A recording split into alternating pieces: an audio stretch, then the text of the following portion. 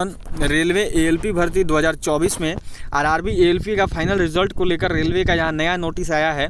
15 जुलाई वालों के साथ कैसे यहाँ पर रेलवे ने धोखा दिया है, ये बात तो अब लगभग साबित हो रही है रेलवे का एक करके नोटिस से। और जो अभी नोटिस आया है उससे 15 जुलाई वालों के साथ कितना बड़ा धोखा हुआ ये आप देख पाओगे। शिफ्ट वाइज या ओवरऑल कैसे बना था ये आपको अभी फाइनल हो जाएगा देख कर कि कैसे इन्होंने बनाया है। रेलवे का ऑफिशियल जवाब आ गया है। रेलवे की जिद के कारण जो है सारे बच्चे परेशान हो गए हैं। जितना भी एएलपी वाला बच्चा है वो सब रेलवे का जिद से परेशान हुआ है और कुछ नहीं है।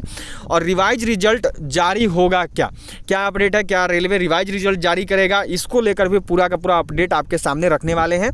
कंप्लीट अपडेट अभी जो आपको मिलने वाला है। तो देखिए, रेलवे एएलपी भर्ती 2024 में अभी रिजल्ट आपको पता है कि 1 अक्टूबर को आया है। लगभग अब 1 महीना हो गया है और बच्चे काफ़ी मांग करते रहे कि रिवाइज रिजल्ट दो या कुछ करो, पर रेलवे ने सुना नहीं। रेलवे ने कुछ भी तो सुना नहीं। रेलवे अब डीवी भी स्टार्ट करा चुकी है और अब डीवी भी हो रहा है। तो इसी बीच यहाँ पर रेलवे की तरफ से एक नया नोटिस जारी किया गया है। तो वो नोटिस आपको सबसे पहले दिखाते हैं कि क्या नोटिस है, क्या कंप्लीट डिटेल है। आप सभी एक बार वीडियो को शेयर कर देंगे और चैनल को सब्सक्राइब जरूर कर लेंगे।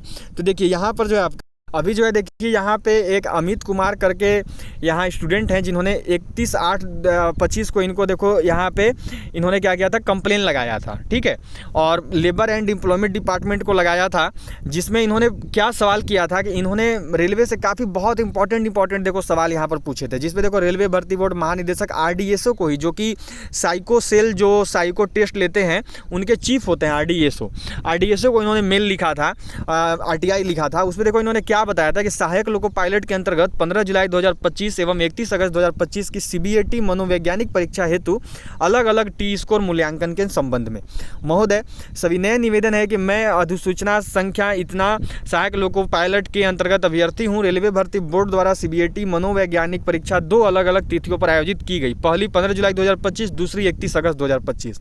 दोनों परीक्षाओं के बीच 45 दिन का अंतराल रहा, जिससे अभ्यर्थियों के बीच स्पष्ट असमानता की स्थिति उत्पन्न हुई है।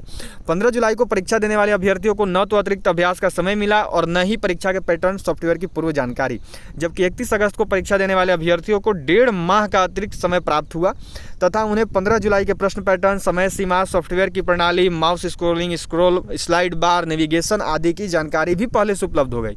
चूंकि CBAT पूरी तरह अभ्यास एवं समय प्रबंधन पर आधारित परीक्षा है, यह अतिरिक्त लाभ अभ्यर्थियों के बीच असमान स्थिति पैदा करता है। देखो कितना अच्छा तरीका से स्टूडेंट बताए हैं, ये कंप्लीट चीज़। यही तो दिक्कत हुआ है 15 जुलाई वालों को। यही तो 15 जुलाई वाले बोल रहे हैं कि भाई हमको पहले से कुछ पता नहीं था, कुछ पैटर्न का जानकारी नहीं था, कुछ पीरियड नॉलेज नहीं था, कैसा सॉफ्टवेयर है, कैसा क्या काम कर रहा है। उनको सारा चीज़ पहले से पता था। 31 अगस्त वालों को उनको 45 दिन का टाइम भी दे दिए। तो इसी को लेकर बच्चे मांग कर रहे थे कि भाई अलग कर दो हमारा। अतः आपसे विनम्र निवेदन है कि 15 जुलाई 2025 एवं 31 अगस्त 2025 की CBAT परीक्षाओं का अलग अलग टी स्कोर मूल्यांकन किया जाए एवं इन्हें स्वतंत्र परीक्षा के रूप में माना जाए।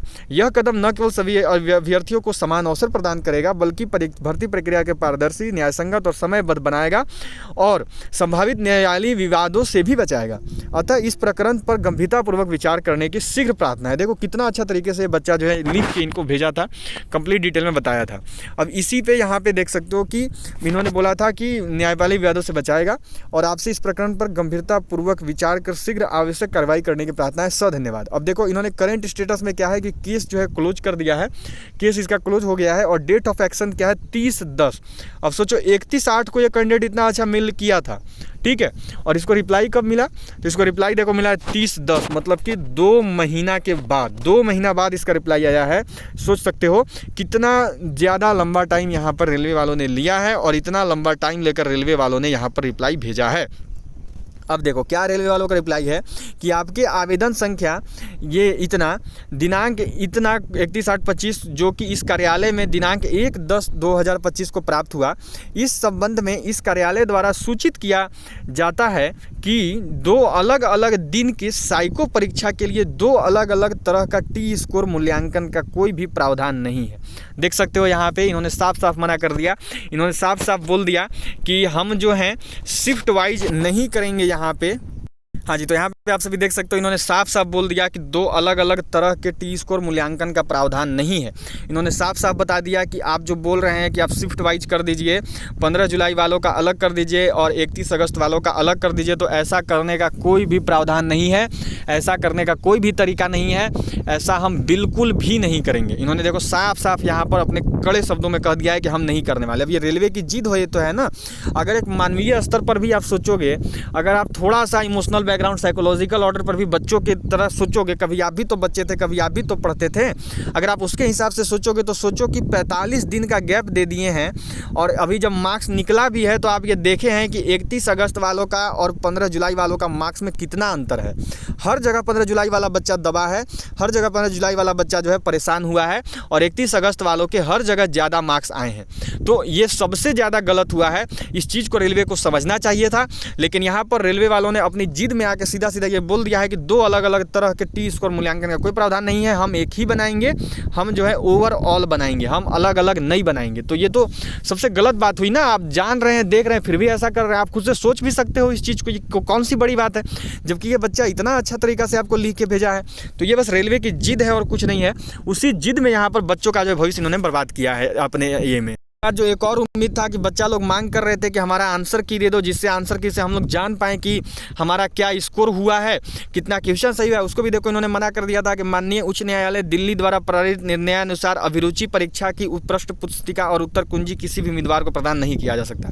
तो जब हाई कोर्ट का आदेश है तो मिल ही नहीं सकता है। तो हर रूप से यहाँ रेलवे का बच्चा बर्बाद हुआ है, एएलपी का हर तरफ से बस एएलपी के बच्चा को ही दिक्कत हुआ है और किसी को कोई दिक्कत नहीं हुआ है।